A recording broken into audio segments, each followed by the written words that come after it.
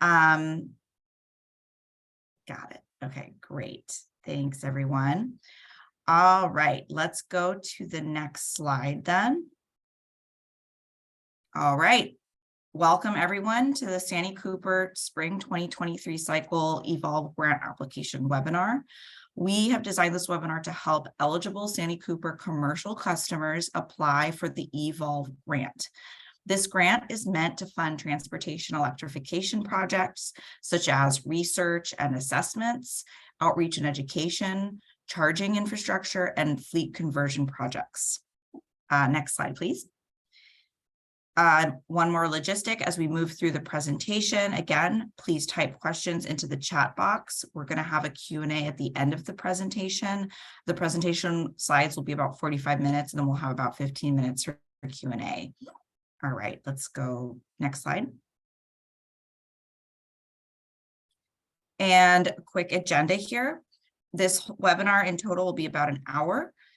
This is intended to give you an understanding of the application process, an overview of the forms that you're going to use and the documents that you're going to submit to complete an application package, and help you successfully apply for the Evolve grant.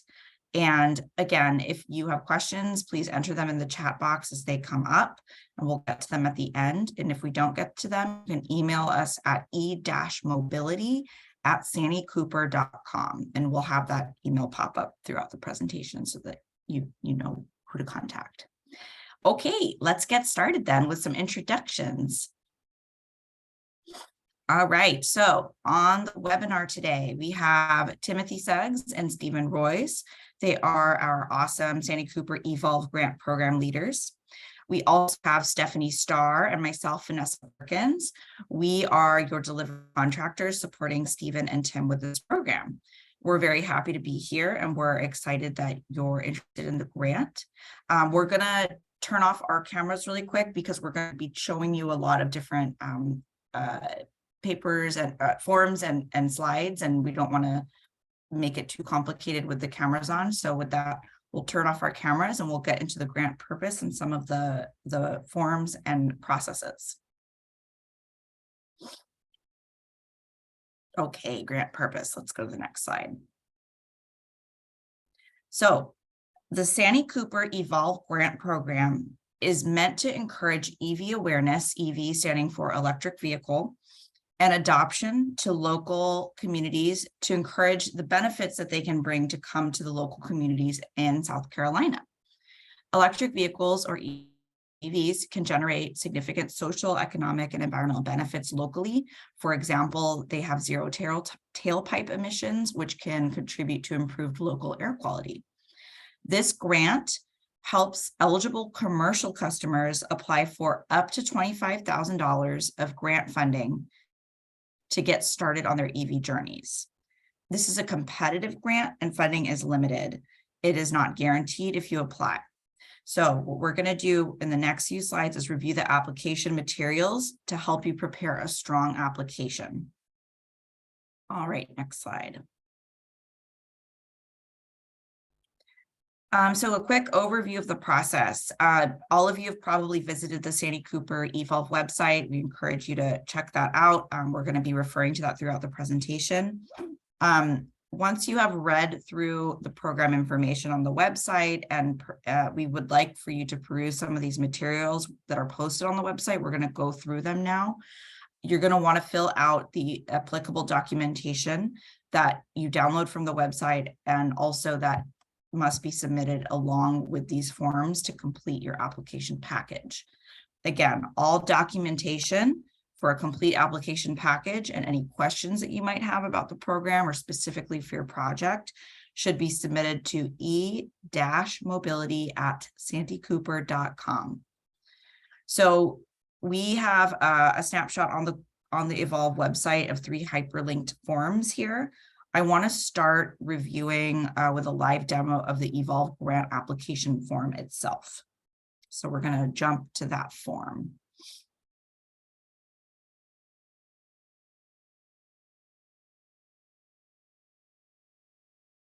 Okay. So opening up, going to the Santee Cooper Evolve website, clicking Evolve grant application form. We're pulling that up on the screen right now. I want to emphasize first that pages 1 through 6 have very important overview information about the grant. We're going to pull that up on the screen in a second. And we encourage you to read through this before deciding to apply and proceeding with putting together your packet. Let me reshare really quick. I'm going to pause and reshare because I do have it pulled up on the screen. So I No worries. apologize. One moment. No worries. Thank you for your patience. Okay, do you see it now? This is the script, I think. Apologize. Get this eventually. Here we go. Perfect. Okay, so on the application itself, which we've pulled up on the screen, pages 1 through 6, again, have very important overview information about the grant. I want to highlight, as we said earlier, it's up to $25,000 per applicant. I want to highlight this page 2, table 1 right here. If you could scroll down a little bit more, Stephanie. So funding is allocated to different types of projects, but we have different funding caps based on the project category. So if you are an applicant submitting an education and outreach project, you can receive up to 100% of your project cost, or $25,000, whichever is lowest, to pursue public outreach events, public outreach campaigns, and local education projects about the environmental benefits and social and economic benefits of electric vehicles. The second type of category that we have is electric fleet conversion projects. So if you are procuring a physical electric vehicle for your fleet, for example, these projects are funded at 25% of the project cost. So if you're converting a gasoline fleet vehicle to an electric vehicle, we will fund up to 25% of the project costs, up to $25,000. The third category is electric vehicle charging infrastructure projects. If you are installing DC fast charging or level 2 charging, we will fund up to 50% of your project cost, up to $25,000. This can also cover installation, procurement of the charging infrastructure, but not ongoing maintenance costs. And then finally, we will fund up to 100% of the project costs for make-ready research and needs assessment. These types of projects are to explore needs for infrastructure locally in your community, or to fund more detailed site assessments if you are doing a more complicated infrastructure project. Okay, we're going to keep scrolling through this application form. Just wanted to highlight that that's very important information. Also on the form, as you go through it, you'll see an outline of important information about eligibility, project examples, recipient responsibilities, as well as the evaluation criteria that will be used to assess each application. We're going to touch on the evaluation criteria at the end, but let's get to page 7 on the grant application form, where you start entering answers about your project. So again, pages 1 through 6 of the application form, please read them. It's very important overview information for you to understand and ensure that your project will be strong and is eligible. Starting on page 7 here, you can see that there are tables for you to fill out to the best of your abilities. There's a lot of project information that we request, just specific identifying information to your organization, as you can see here. And then as we scroll down a little bit more, keep scrolling, you're going to see, again, more specific applicant information. And then one more page is the section where you start seeing these short answer questions. So throughout the application, pages 7 through 15, we want you to input specific answers that align with the evaluation criteria that show that your project aligns with the grant. And also, we want you to answer to the best of your abilities these questions and any sub bullets that you might see. So you see on the light green, these little sub bullets here, those are meant to guide your answers. So again, answer to the best of your abilities. as specific as possible. These questions will help us get a sense of your project and how it aligns with our goals with the grant and the evaluation criteria. So we have different sections. This is the project feasibility section. You can keep scrolling, Stephanie, to let's go a little bit more. You can see we're asking about your team, your timeline, what you project is going to result from the project being complete and the utilization of the project. We ask about the financial structure, the budget, the use of your funds. That's also very important. And we will go through the corresponding preliminary financial summary that you'll fill out to accompany this. And then keep going down a little bit more.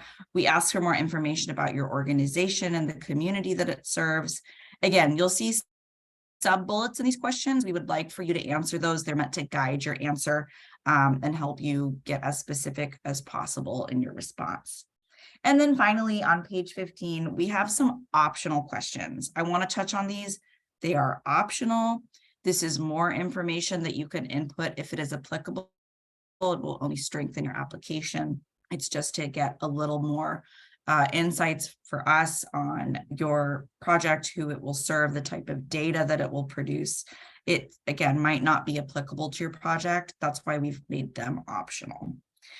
Okay, and then let's go down to page 17 to the signature page, Stephanie. This certification is what you sign to just acknowledge that you have read through the requirements, the rules, the eligibility, the evaluation criteria, that this information is as accurate as possible. We request your signature. And also, if you are submitting as a consultant on behalf of an organization, we request you would sign this other section here. But if you are part of your organization applying for the grant, you would use the top section. Great. So that is this quick scroll through an overview of the application form. Again, to summarize, pages 1 through 6, very important grant information.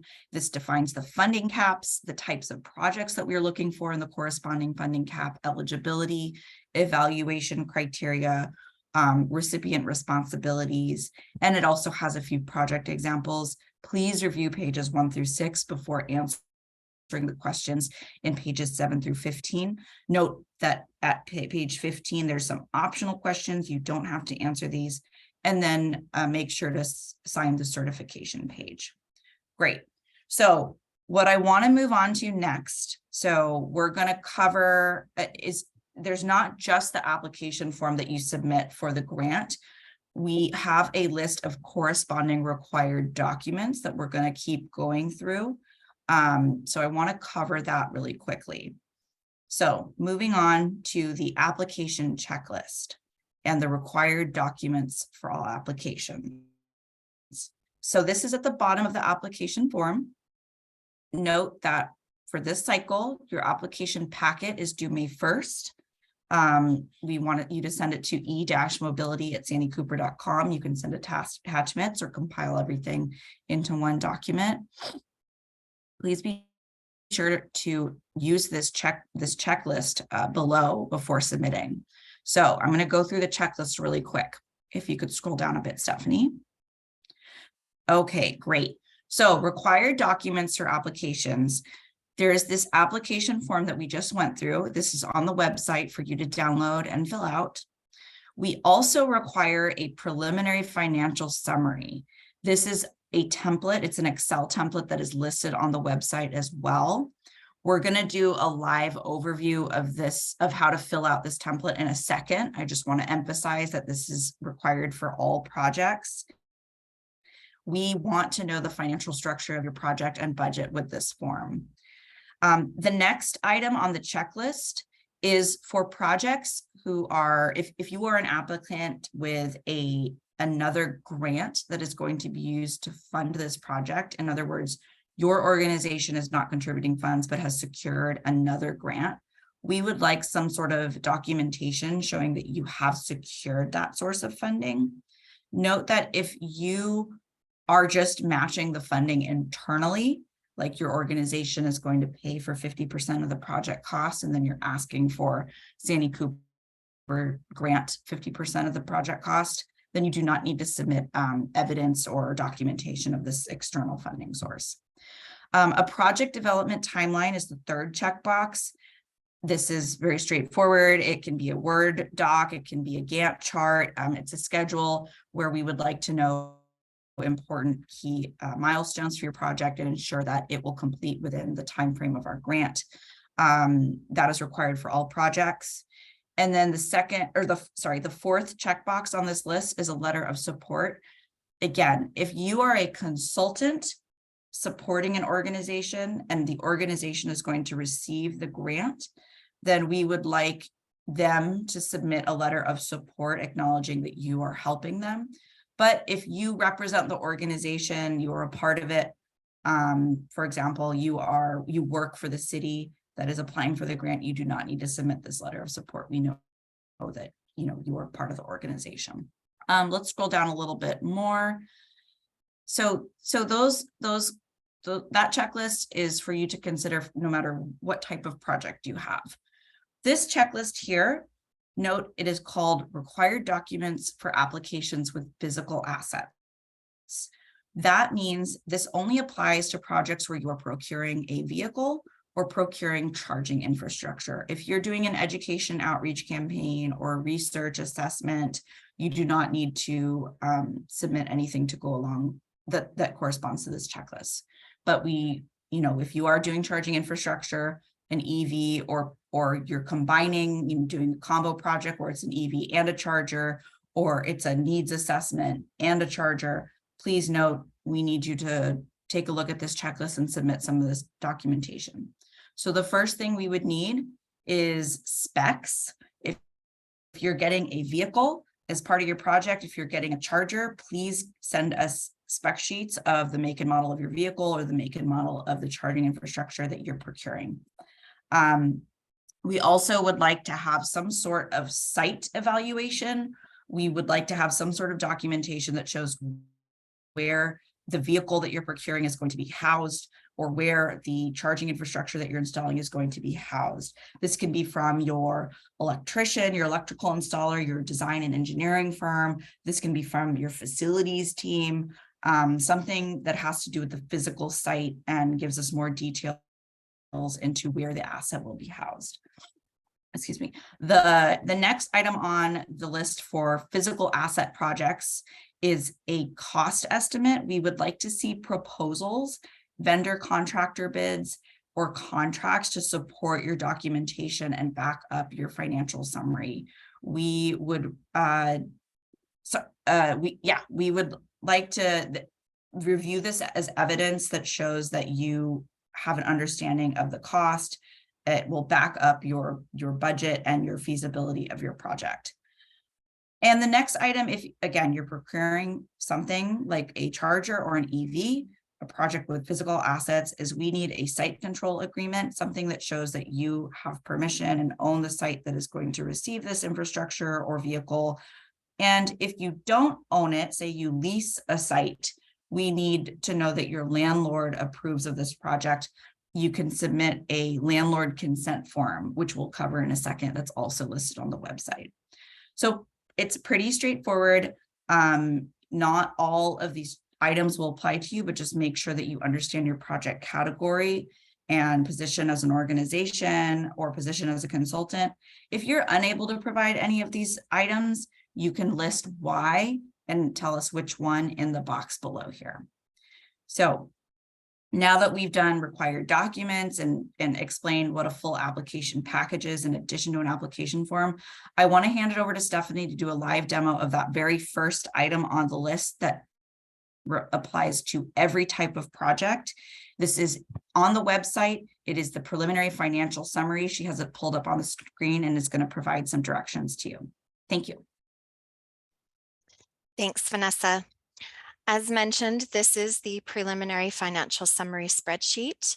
The spreadsheet is intended to capture the costs associated with your project, any funds you are going to be contributing, and will provide a summary of your total grant request. This summary has been broken out into various tabs for easy reference. The very first tab you see is instructions, and that's where we're here. Up at the top, there are other options that are listed and linked. You can click on whichever tab you want to go to up here. So if you want to go to, let's say, the EV charging infrastructure tab, you could just click there and it takes you to the EV charging infrastructure tab. And directly below the header, there's another link that will take you back to the instructions tab. So you would be able to click there to go back if you need to reference the instructions again. The rest of the instructions identifies the fields that you may see in each tab and what you would need to provide. Please note that there are samples that have been provided in each tab to demonstrate what you might enter when breaking out your costs.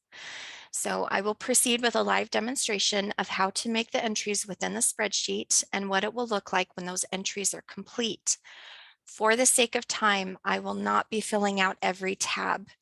We will instead provide a demonstration of an EV charging infrastructure and electric fleet conversion project combo with some contributing funds. So the first one I want to click on is the contributing funds. When you open the contributing funds tab, you will notice you have the options of entering the details of either an internal or external funding. As noted previously, supporting documentation would be required for any external sources of funding only, like a letter or email. For the purpose of this demonstration, I will copy the sample line for internal contributing funds. So these are the sample line items above that are entered in green. These are locked. They are also not tied to the final summary that you will see at the end. So they will not be part of any final calculations when it comes to your costs. All of your entries will be calculated together. Samples are not included. So you would just type in internal. The external funding source, because it's internal, you can simply type in NA, and then we'll go ahead and we'll say we're going to contribute $10,000 towards this project. Next, we'll go ahead and move on to the EV charging infrastructure tab. This is kind of small, so I hope everyone can see it okay. All right, the first section we have is equipment. The expense. There is a drop-down box here that you can select from the category that will best describe your expense. So in this case, I'm going to once again copy from one of the sample line items, and we're going to enter some information for some chargers. So we have equipment, and I'm going to put in chargers. We are going to procure 2 chargers. The work will be completed externally, and we are going to get them from our wonderful vendor, Shocking Electrical. And in this instance, with a vendor contact name and vendor contact phone number, because the work is being performed externally, I can enter it here. These are not required fields, but if you have that information and you'd like to share, you certainly can. Over here in this section, this is where we're going to enter the charger type, our ports, and which manufacturer and model we want to go to. The charger type, you can either select a level 2 or a DC fast charger. So in this case, we're going to go ahead and select a level 2. And because we're getting 2 chargers, let's say they're dual port chargers. So we'll say we're going to have a total of 4. Our manufacturer is ChargePoint, and we're going to do this pretty standard model.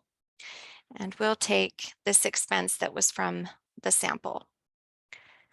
If you do not know your manufacturer model, you can enter just TBD for to be determined. However, if you have multiple options of equipment that you're looking at, the information can be entered on your application.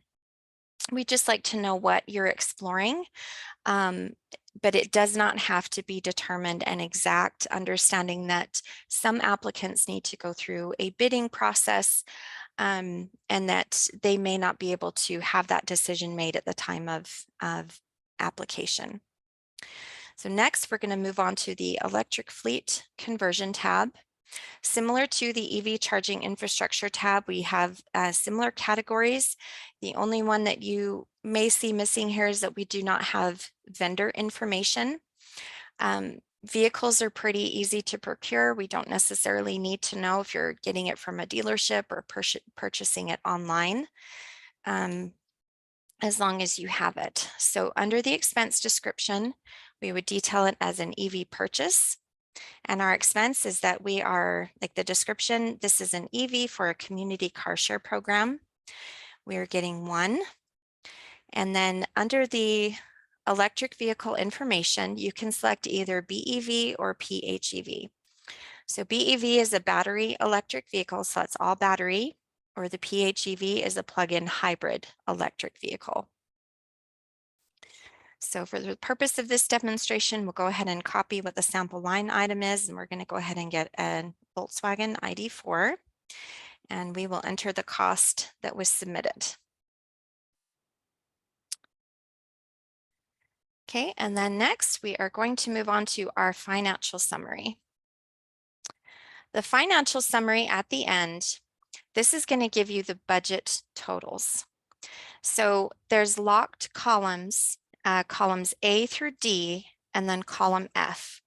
So the information here has been automatically populated from the entries that were made in the other tabs. So if you have multiple line items, we just did one for each tab. But if you have multiple line items, those will be calculated and a sum total would be provided for each project type. It will also show the maximum funding percentage, and then based on that percentage, how much the maximum funding that can be requested. So for Make Ready Needs Assessment and Education and Outreach, you can get up to 100% of the funding, up to $25,000. And then for the charging infrastructure and a fleet conversion, charging infrastructure is 50% and electric fleet conversion is 25%. So you'll see those calculations reflected in column D. In column E, this is where you are going to enter your requested funding. So you do not need to enter anything in. If you're not requesting funding, you can leave those blank. So for charging infrastructure, and for the sake of this example, we're going to go ahead and request the full funding. So we would like the 6225. And for the fleet conversion, we would also like to request the maximum funding, 9749. Okay. And as you can see in column F, it reflects our contributing funds at $10,000. The contributing funds should be equal to or greater than the requested funding. And if it's not, you're going to see this alert pop up with the insufficient contributing funds. Please note that the contributing funds are preferred and will strengthen your applications, but is not required and will not disqualify you from applying. If the requested funding is more than your contributing funds, you can still submit your application for consideration. However, this insufficient funds flag will pop up when your contributing funds are less than what you were requesting. It's designed as an alert and intended to give you a heads up. This may also alert you to any type of, if you have a typo or if there's a misentry, this is where you can verify all of your numbers to make sure everything is lining up.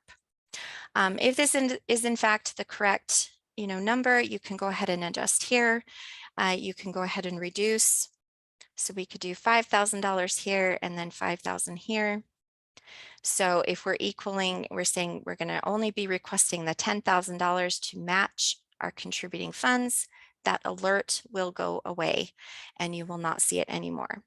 So once again, the alert does not disqualify you, but please remember a stronger preference is given to applicants that are contributing funds equal to what they are requesting. With that, I'll go ahead and turn it back to Vanessa for the rest of the presentation.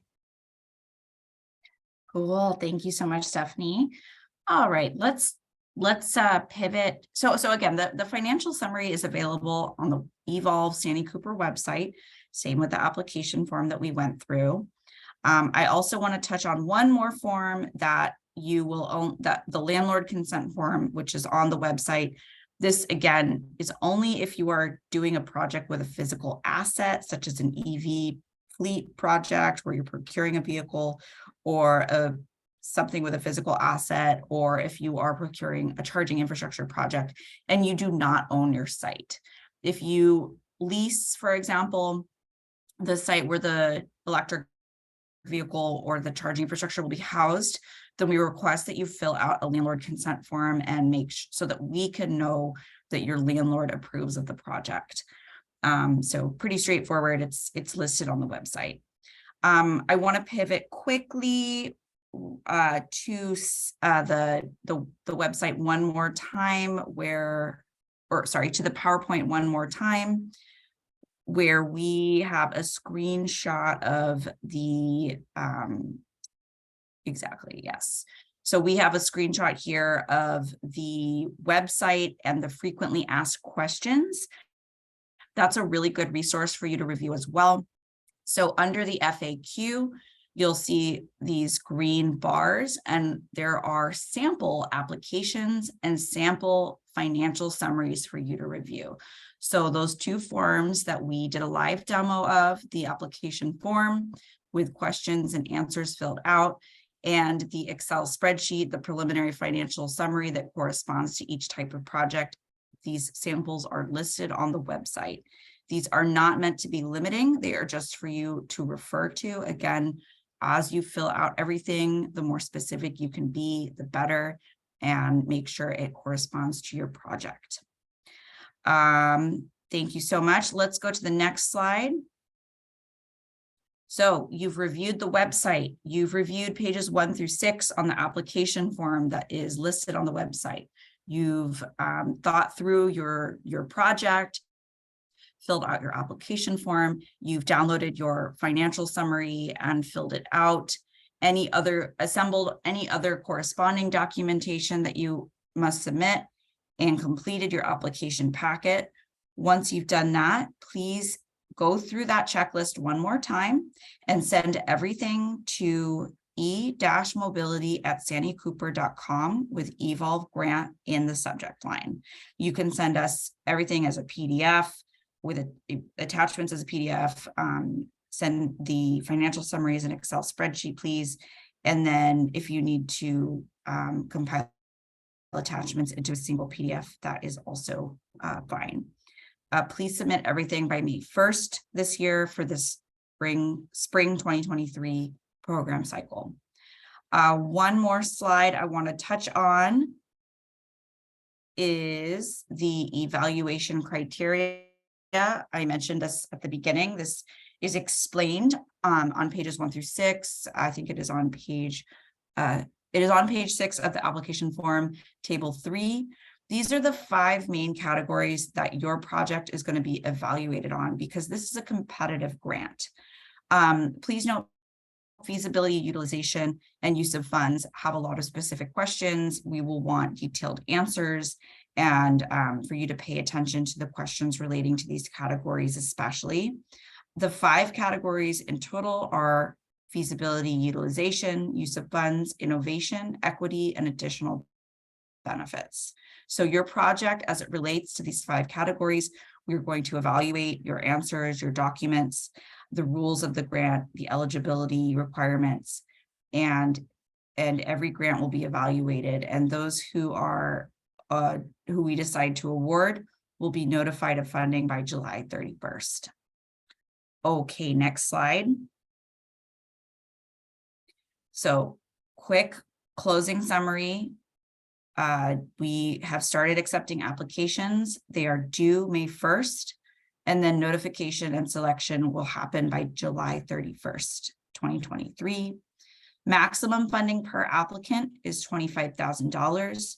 You can combine project types. It's just that your award cannot exceed $25,000, and that the project type, the amount of funding that we can allocate will vary by project type. Those for our education outreach, electric fleet conversion, and procurement of EV charging infrastructure, and research and assessments. Projects, we want to see that projects are feasible and will be completed within 1 year. Again, this grant is flexible. The more specific answers that you can provide in your application, in your financial summary, showing us that you have done your research, the stronger your application will be. With that, I want to open it up to question and answers. We want to go through the chat here. Thank you so much for listening. We're going to start with some of these questions that are in the box, and let's move over to that. Okay, great. So let's start at the top. Stephanie, do you want to field the questions just starting at the first one? I know Tim answered it, but we can cover that again. Absolutely. So the first question that was stated, it says, this is the second year of this process. How many annual cycles are expected? And do you expect this funding to be available for several years in the future? Tim from Sani Cooper responded that this is the second cycle of the Evolve grant. Sani Cooper will have 2 cycles per year going forward through 2026. Great. And then the next question that was asked is, based on last year's cycle, what % of applications were rejected and what was the most common reason for grant rejection? I can go ahead and work on that with Vanessa. Sure. We don't have a percentage. We had a fairly small application pool. There was a total of 8 applications that were received. And there were only 2 that were really rejected.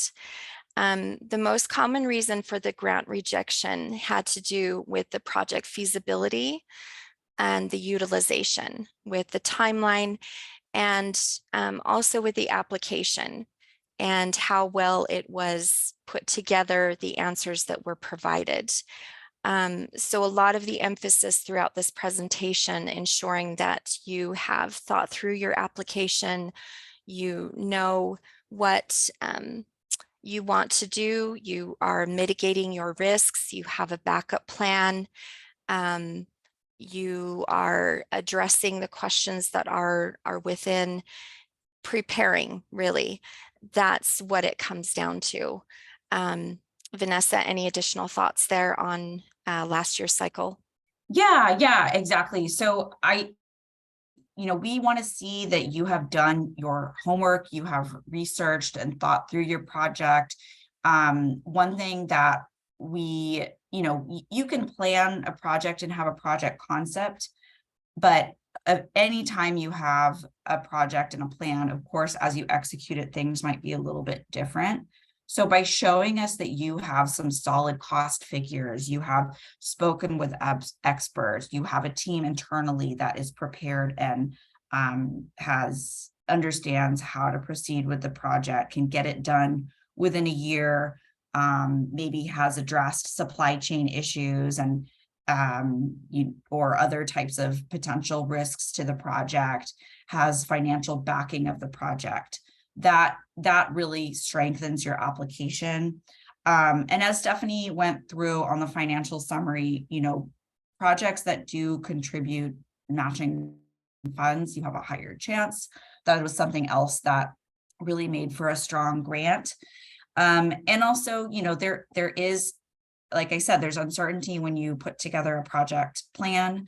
You can't say exactly what the utilization will be until the project is implemented, but showing us that you've done some research on the area that the project will impact, who it will impact, that you are going to make an effort to socialize the project and guarantee its usage.